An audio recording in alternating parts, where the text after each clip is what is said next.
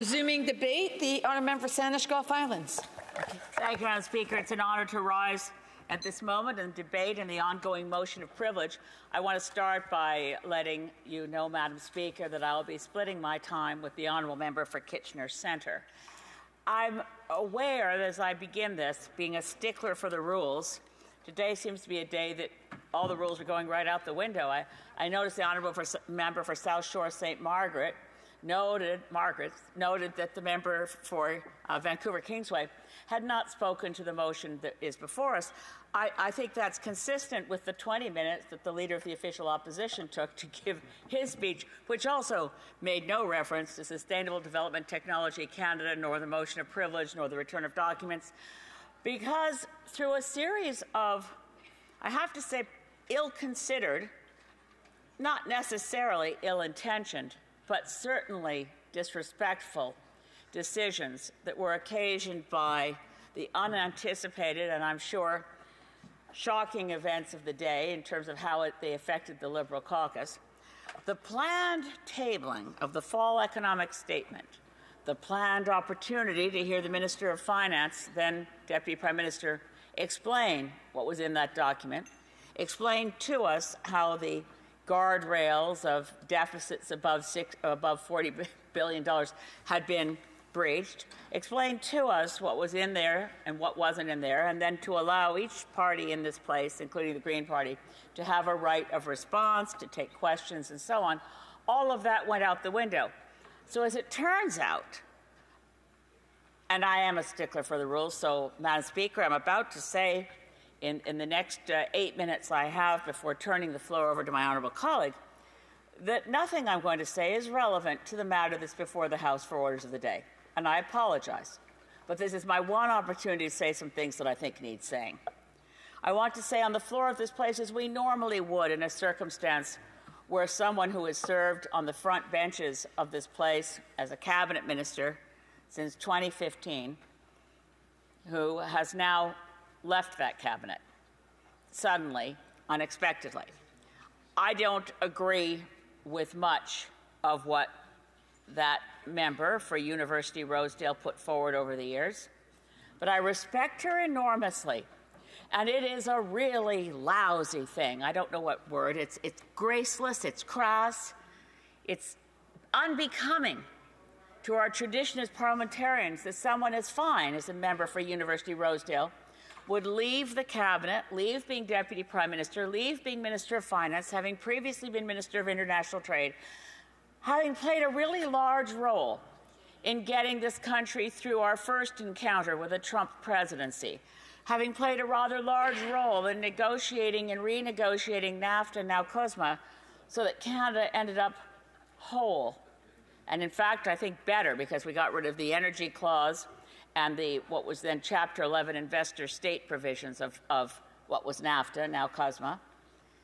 That same member of Parliament for University Rosedale, in terms of good or bad luck for a government to have an expert, the member for University Rosedale was, as far as I know, the first Canadian banned from Russia by Vladimir Putin, because before entering politics, she had a job. She was a journalist, and she was based in Moscow, and she did not write flattering puff pieces about Mr. Putin. She told the truth, and as a result, I think she risked her life, and she certainly did not earn any bonus points. Mr. Putin decided to name her specifically as someone not welcome in Russia. Now, I have had that honor since that time, since Russia invaded Ukraine, and since Greens have stood up with the rest of this Parliament in defending Ukraine and in urging that we do everything we can to stop the brutality of the Russian invasion. I eventually got listed as one of those not welcome in Russia. But I'm a Johnny-come-lately to the honor. The member for University Rosedale has it hands down on the bravery of living in Moscow and doing that work as a journalist.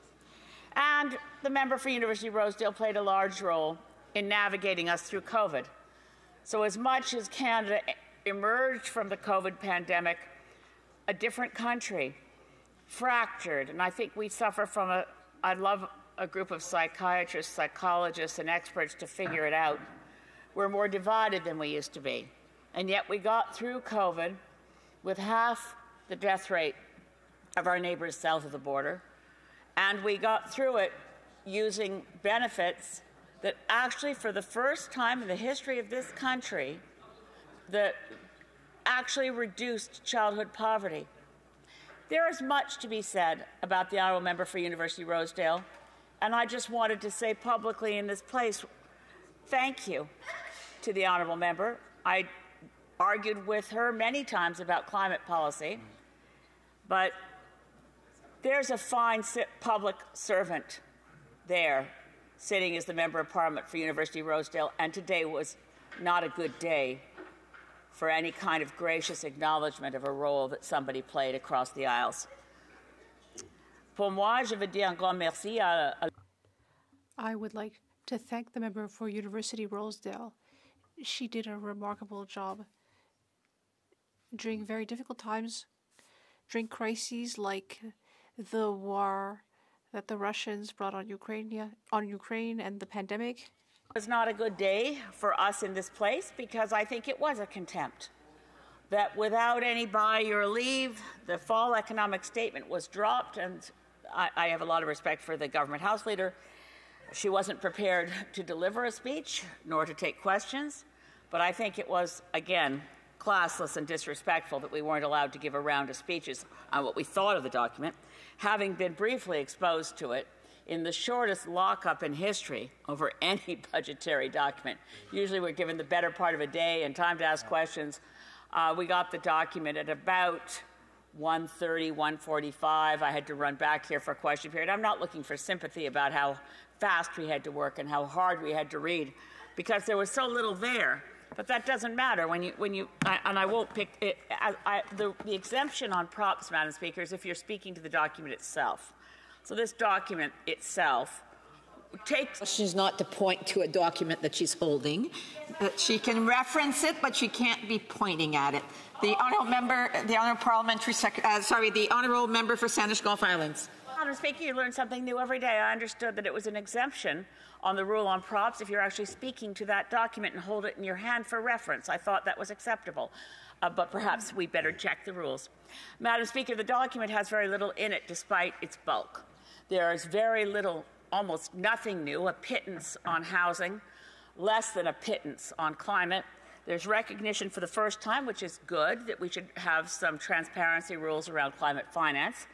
There's a suggestion that the government's going to work with the insurance industry, oh, there's an idea, to try to get flood insurance for Canadians in floodplains and to keep them out of, quote-unquote, harm's way.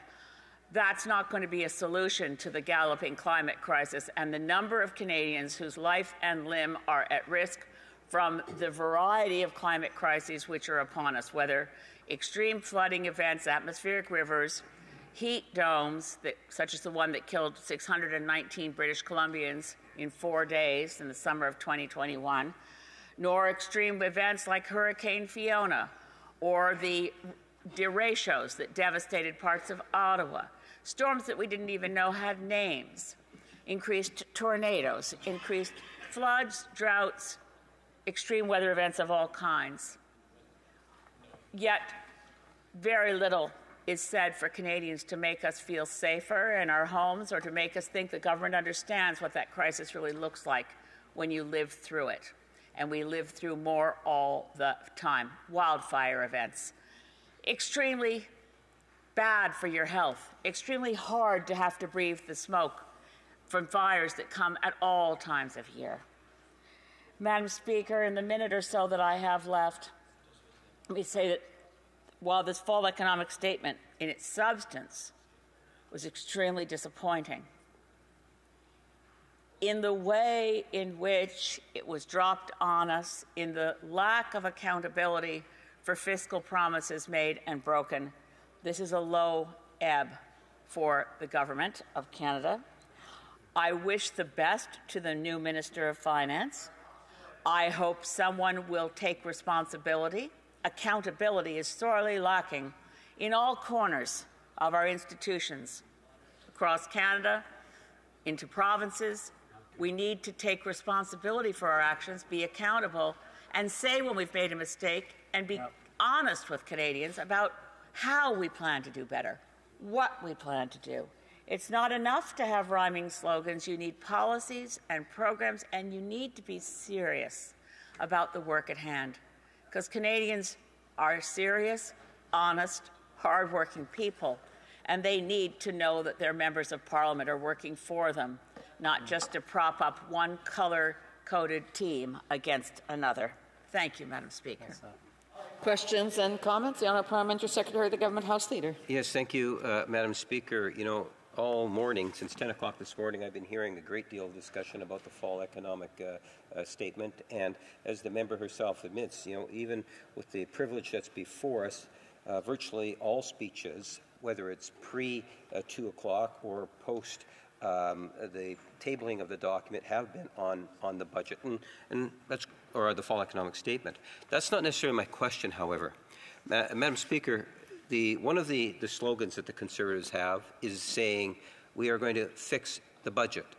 Fix the budget for many Canadians, including myself, means the government, a Conservative government, would in fact look at cutting things such as the National Disability Program that we put into place, the National Child Care Program that we put into place, the National Pharmacare Program that we put into place, the National Dental Care Program that we put into place, the National School Food Program.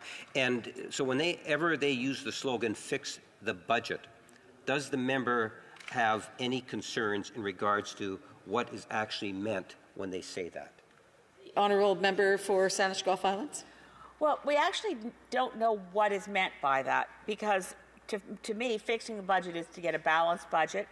We know it will take some time, but the Greens have been advocating that if you want to balance your spending with your revenues, you should go for where the money is, which is the billionaire class, big banks, big oil, big grocery chains that have been reaping in excess profits over the last number of years. Now, it is true, when I asked this question in question period last week, Minister for Finance at the time, former Minister for Finance, said that this government introduced an excess profit tax on banks and insurance companies, but it's a very small one, and it did not apply to oil and gas, it did not apply to grocery chains, and it did not apply to a wealth tax, because we have seen a massive increase in the number of billionaires in this country. They're very nice people, I'm sure, but I'd like to see them taxed enough, not to be cruel, but to reduce them to mere millionaires. Questions and comments? Question.